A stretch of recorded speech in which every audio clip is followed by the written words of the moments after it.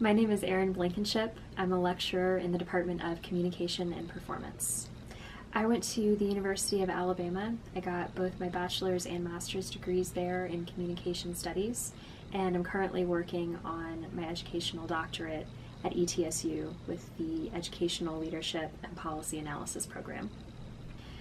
I remember the day that I decided to. I was in my second semester of graduate school. I had just started, and I had been teaching public speaking, but I'd also been helping to coach the competitive speech team that I had been on when I was an undergrad. And a friend of mine from that team, who was also teaching public speaking with me at the time, he and I were talking early January, and he was saying, when we graduate, wouldn't it be so great if we could just go off and do this for a living? We could just go teach, and this would be what our focus was. And I think I was spinning around in a swirly chair, and I said, you know what, that actually sounds like a really great idea. Yeah, that would be awesome. And it was that moment that I realized that's actually what I enjoyed doing most of my time in grad school that far, was being in the classroom. So that was where my focus went to. Why did you choose ETSU? I was on a bunch of listservs at the time because I was trying to find different places to apply, knowing that I wanted to go teach. And one of the listservs had the ETSU opening come through. And it was everything that I wanted to do. It was teaching public speaking and argumentation. There was a mention of potentially helping to work with the forensics and debate team. And I heard those two things and I thought, that's what I do now, that's what I like doing, I'm going to try it. And once I did get the job was when I made my first visit to Johnson City, and just being in the town and being on campus, getting to meet some of the people that I work with now, I got this really good sense of this was a place that would be great for me to grow as a teacher. This was going to be a really good place to start my career and develop it and work on doing the things that I like to do. On a professional level, the people here are phenomenal at what they do. They're really great researchers. They are great teachers. They really work with the idea of their students at the forefront. So they're always trying to figure out a way through their research or their interest to better their students and better the environment and the world that we all live in. And that's what I really admire about them professionally. On a friendship level, they've been the people who I've been able to connect with the most that I've been here. Like, all of the relationships in this Tri-Cities area that are important to me are the ones that I've made with people I work with, because we're actually friends outside of work too. So it's nice to be able to work with your friends. My philosophy has always centered around the idea that students should be able to not just accept what they hear is true, but to really examine it. I'm a big proponent of critical thinking.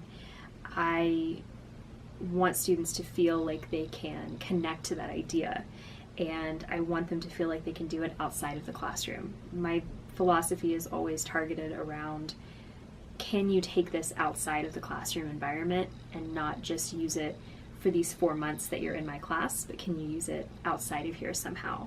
And that's what I try to implement as much as I can, because I want people to feel like they can utilize those skills regardless of what profession they go into.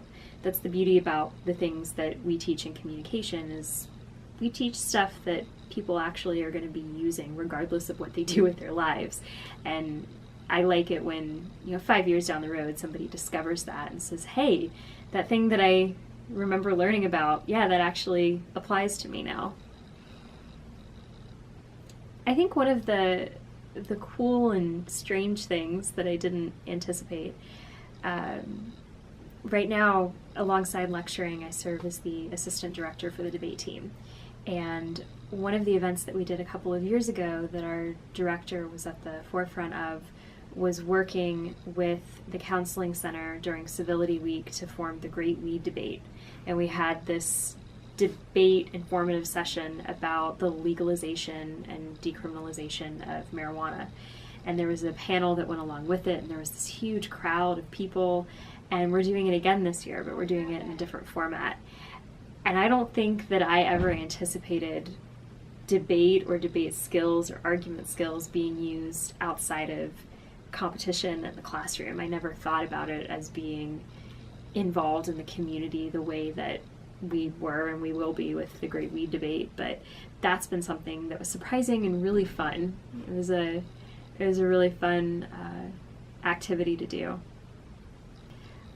Argumentation is the one I teach the most, and it's the one whose skills I think are the most applicable, especially in the world we live in now, because it's so important to really examine everything that you hear and see. People are always glued to getting news through social media or through websites that they appreciate and that they already kind of gravitate towards. And I think that's nice, but sometimes it creates what a student of mine called the other day an echo chamber, and it creates this thing where you hear all the stuff that you already want to hear. So it's nice to be able to impress on people, like, hey, you probably should be looking at other things too and really thinking about what you're hearing. But I also have a soft spot for the introduction to communication class that has all incoming freshmen in it.